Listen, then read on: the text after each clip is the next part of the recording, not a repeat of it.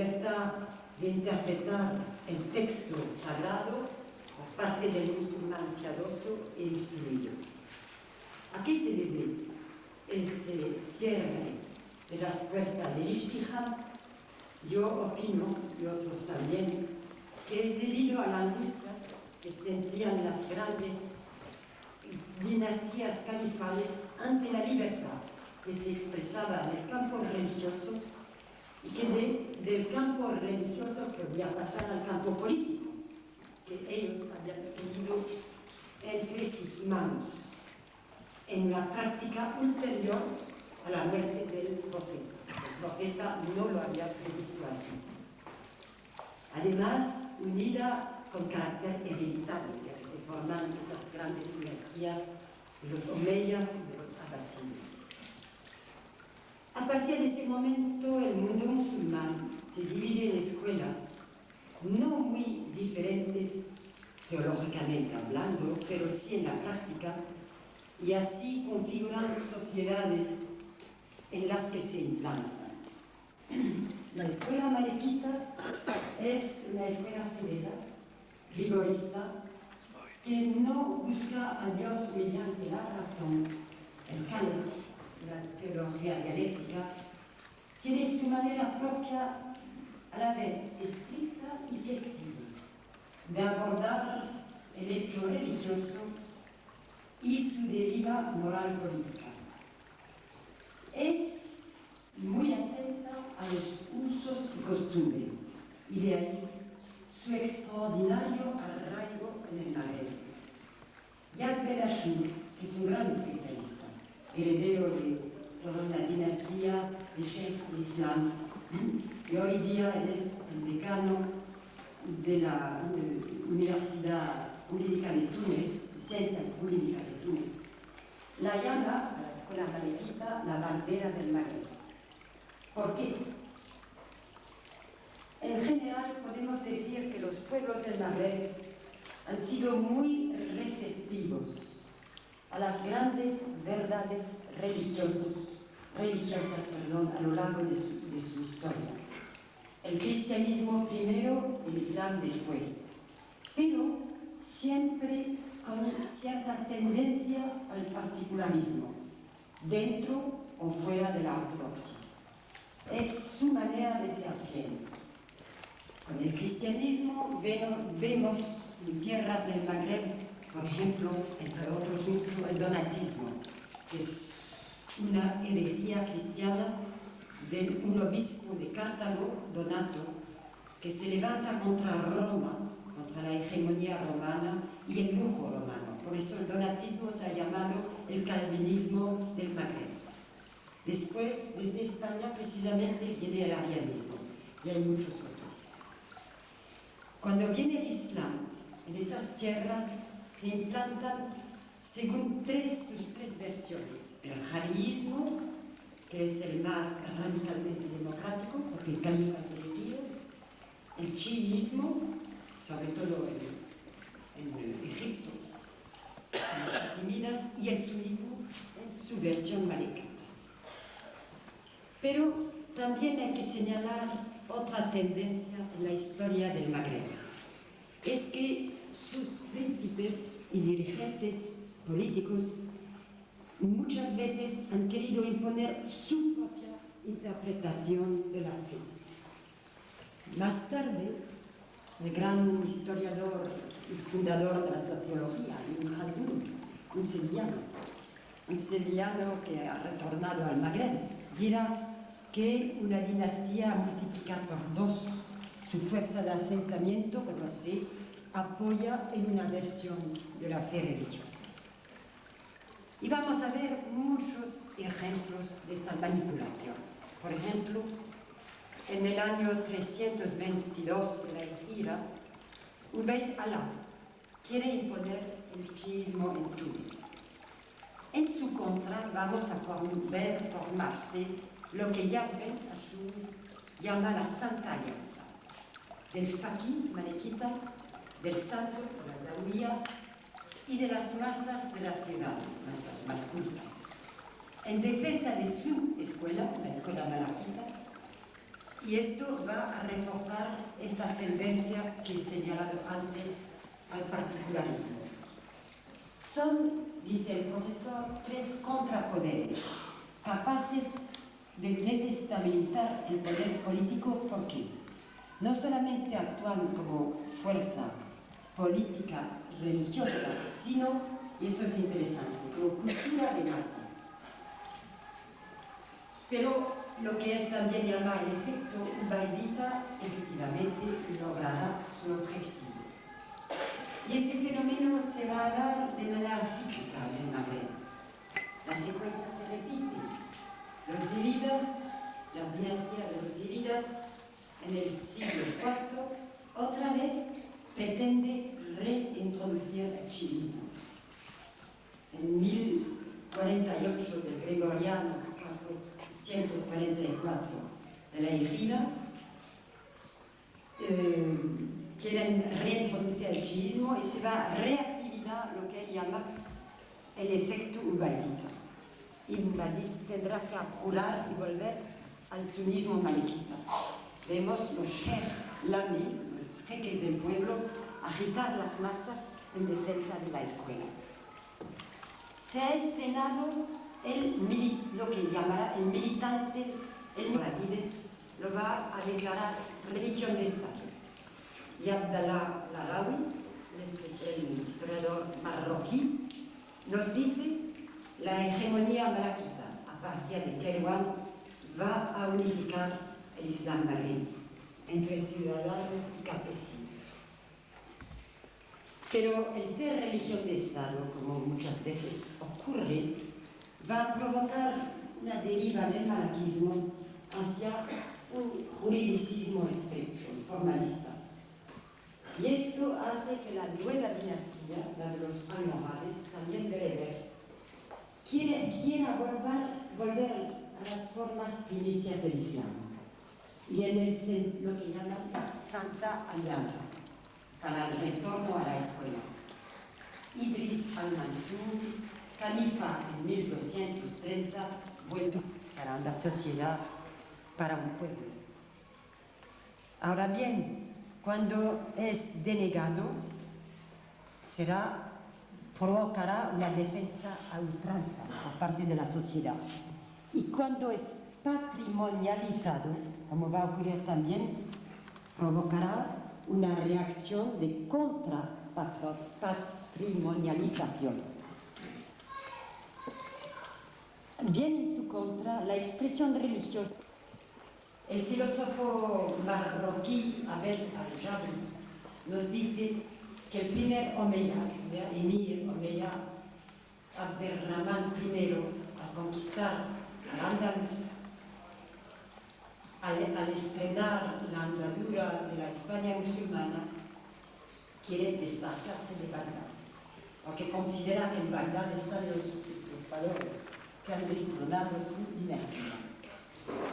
Por esta razón y por otra razón también, hay en el Próximo Oriente una gran efervescencia doctrinal. La aristocracia iraní, el deísmo, también del gnosticismo, del neoplatonicismo, lo que al-Jabri llama la filosofía de las ideas. Los que me rodean son, por tanto, sabios bajo vigilancia. Tan solo se les permite el estudio de la lógica y de las matemáticas. Pero al-Jabri estima que esto va a ser en realidad para ellos la oportunidad de una formidable entrenamiento metodológico. Y será la base de un sólido constructo filosófico cuando venga la hora. Y esta sueña, efectivamente.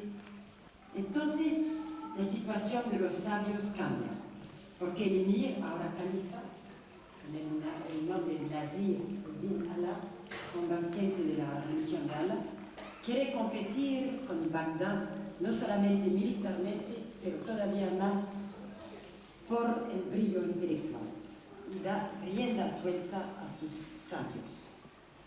Y vamos a ver un desarrollo con los nombres de Ibn Hazm y muchos más, y a ver, el que se celebra ahora del centenario. Estos se atreven a la reinterpretación original del pensamiento griego.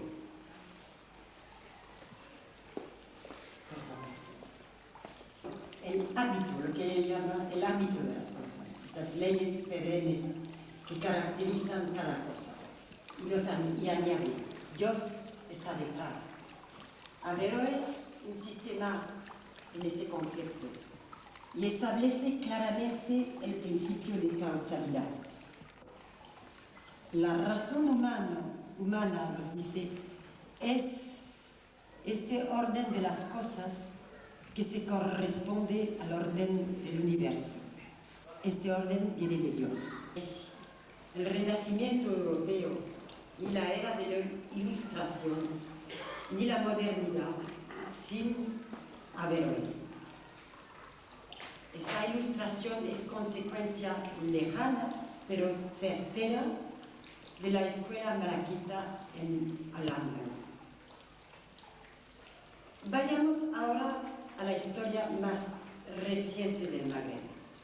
Una historia tumultuosa, pero que contempla lo que Al-Jabri dice el posible y necesario renacimiento de la razón árabe y del Islam teológico al mismo tiempo, resolviendo la problemática de Aql y Naql, la transmisión y la razón. Esta pasa por la reinterpretación de la Sharia, que durante muchos siglos se han confundido con el fiqh. El pensador es un pensador malaquita de la época neoclásica, Kuturbi, estudiado por la islamóloga Lucie Prévost, que distingue dos principios, el usul y sus aplicaciones, el ful. Los principios del usul son principios eternos, como la unicidad de Dios, iguales para todas las comunidades humanas. En cambio, el usul es distinto. Dios, siguiendo la azora coránica, ha hecho divergir esa aplicación según las comunidades humanas. Hoy, la reflexión moderna teológica y ética jurídica retoma las perspectivas de Kuturbi y propone volver a ese principio primitivo de la Sharia, vía de salud eterna, camino religioso, separándola del derecho positivo elaborado por la reflexión humana, por tanto, no revestido de carácter sagrado. Taha, por ejemplo, sudanés, en la línea de Kuturbi, distingue esas dos aplicaciones y nos dice: si esta enorme diferencia existe entre las dos Sharia, la Sharia adánica de Adán y la posterior, y tuvo por causa la diferencia de nivel de las comunidades, qué error tan abominable pensar que la Sharia islámica del siglo VII pudiera ser aplicada válidamente hasta en sus detalles en el siglo XX, visto que existe una incomparable diferencia entre las dos sustancias ni el de la Sharia ley divina, que abre la vía sin prescribir norma alguna, y el de la razón humana llamada a legislar, teniendo en cuenta las necesidades del tiempo. Hoy, la escuela malaquita, después de un largo recorrido, por tanto, no solamente puede servir de ley defensiva, sino puede también cumplir con el importante papel resolutivo de la vieja problemática medieval Naql-Aql y presidir al resurgir en el tiempo moderno del Islam magrebí. Gracias.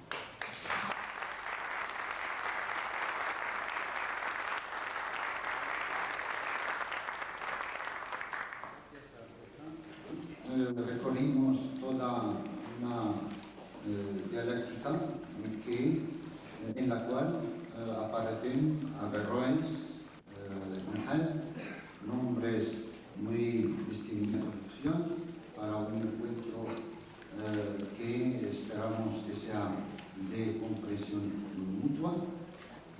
Lamentablemente no vamos a continuar con el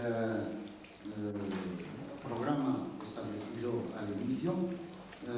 Vamos a hacer una pausa en este temario histórico para trasladarnos a una dialéctica de otra índole, dejando la palabra al señor Amrani, que tiene que dejarnos ahora para irse a Rabat.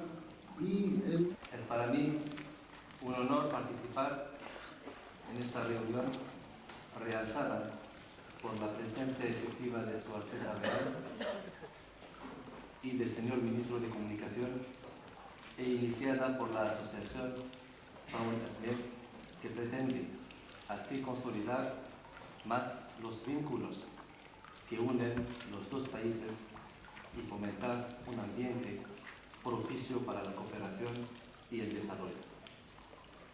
Este honor está al nivel de los lazos de cooperación establecidos entre dos países, que se manifiestan en beneficio de nuestros dos estados y en el de ambos pueblos, y que encuentran cada vez más en las provincias del norte del reino su terreno idóneo de realización.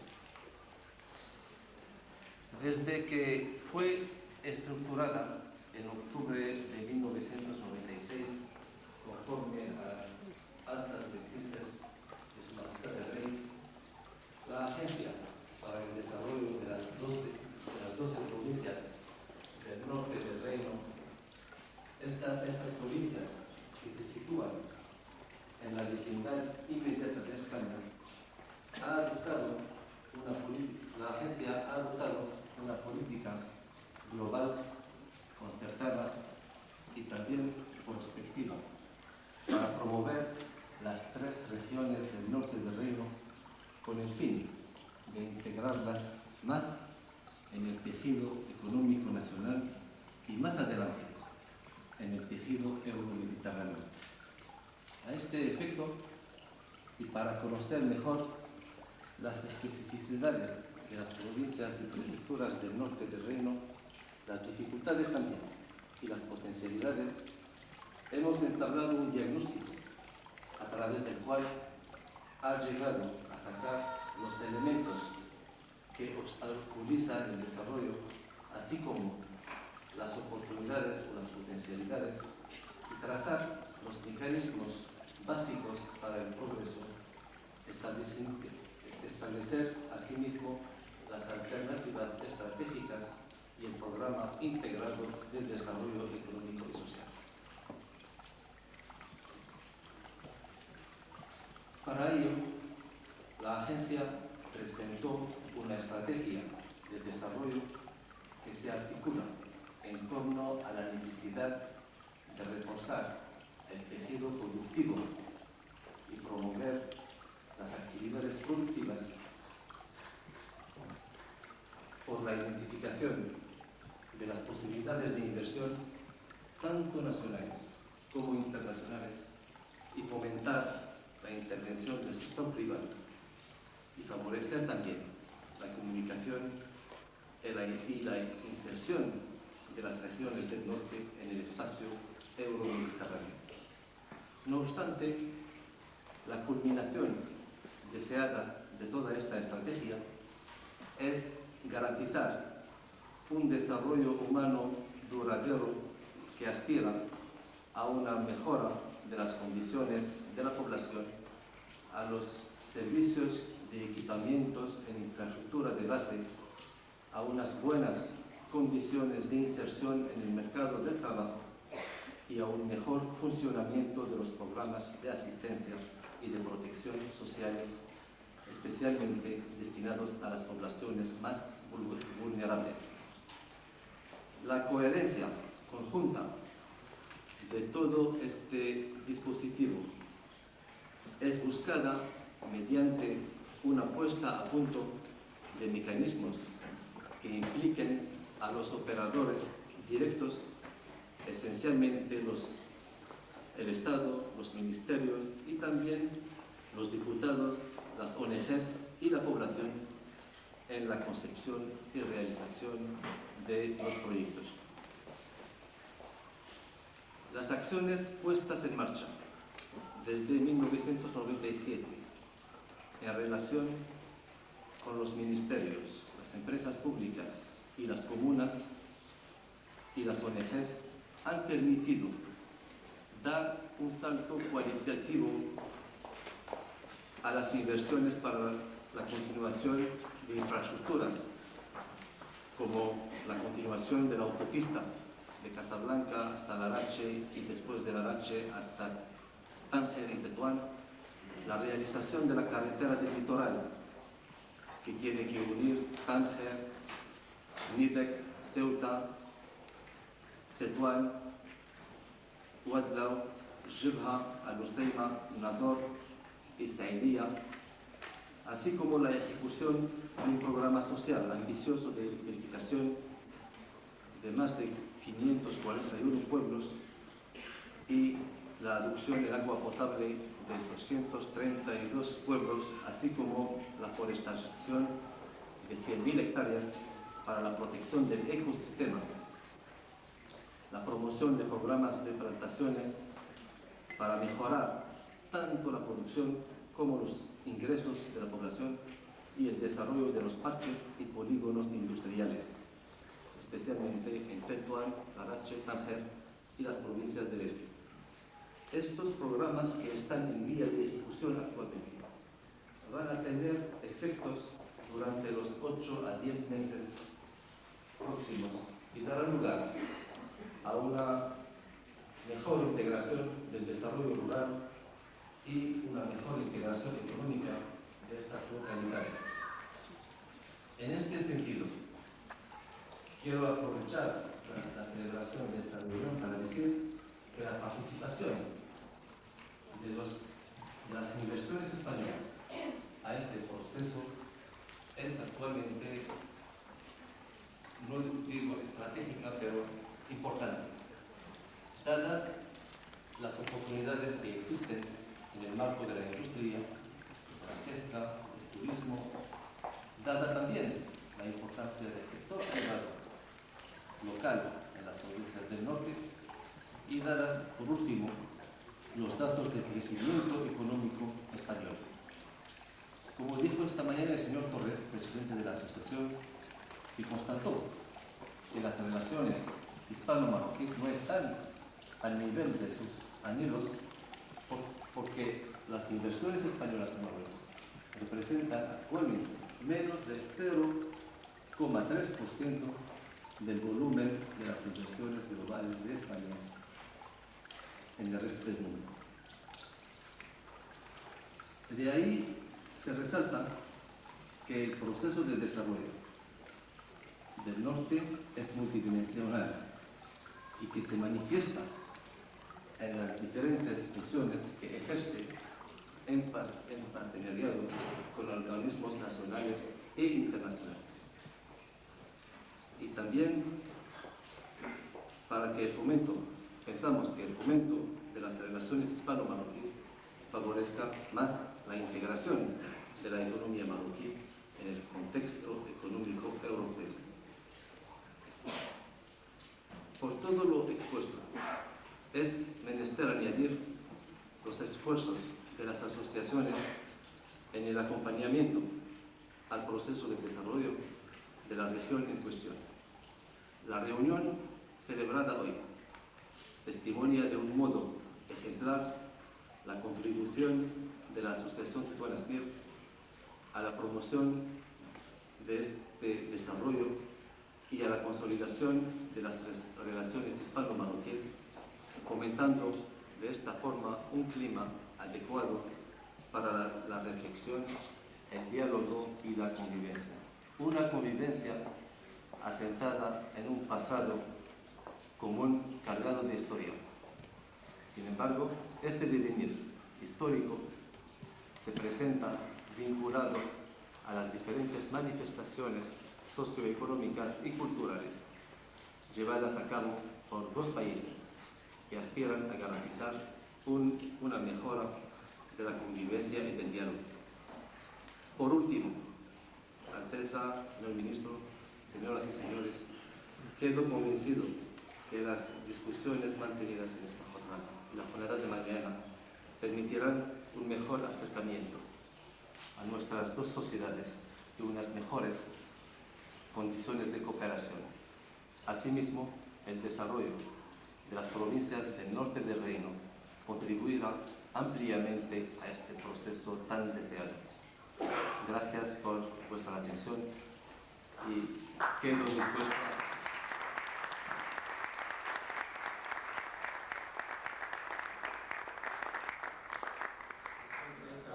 من حدث محدد في الزمان وفي المكان من دون أهمية استثنائية لأحاول تقديم بعض الفرضيات التفسيرية ولو مؤقتة متعلقة بالعلاقات السياسية والثقافية بين الدول المسيحية والدول الإسلامية بالأندلس.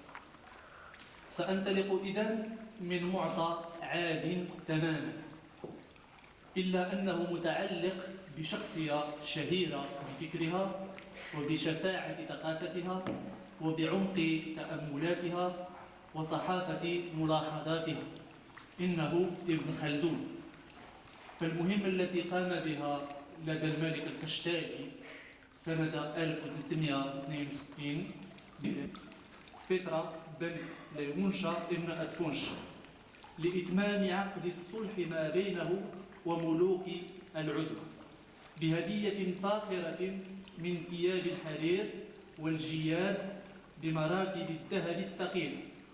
فلقيت الطاغية بإشبيلية وعاينت آثار سلفي بها وعاملني من الكرامة بما لا مزيد عليه، وأظهر الاغتباط بمكاني وعلم أولية سلفنا بإشبيلية، وأثنى علي عنده طبيبه إبراهيم ابن زرزار اليهودي المقدم في الطب والنجامة.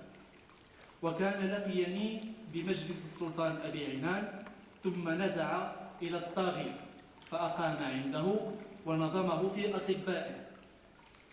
فلما قدمت أنا عليه أثنى علي عنده فطلب الطاغية مني حينئذ المقام عنده وأن يرد علي تراث سلفي بإشبيلية، وكان بيد زعماء دولته. فتفاديت من ذلك بما قبله ولم يزل على اقتباطه إلى أن انصرفت عنه فزودني وحملني واختصني ببغلة فارهة بمركب ثقيل ولجان ذهبيين أهديتهما إلى السلطان، فأقطعني قرية بإلبيريا من أراضي السقي بمرج غرناطة وكتب بها منشورا. هذا هو النص لابن خلدون، وهو كما يتبين متعلق بمظهرين أساسيين من مظاهر العلاقات ما بين المسلمين والمسيحيين.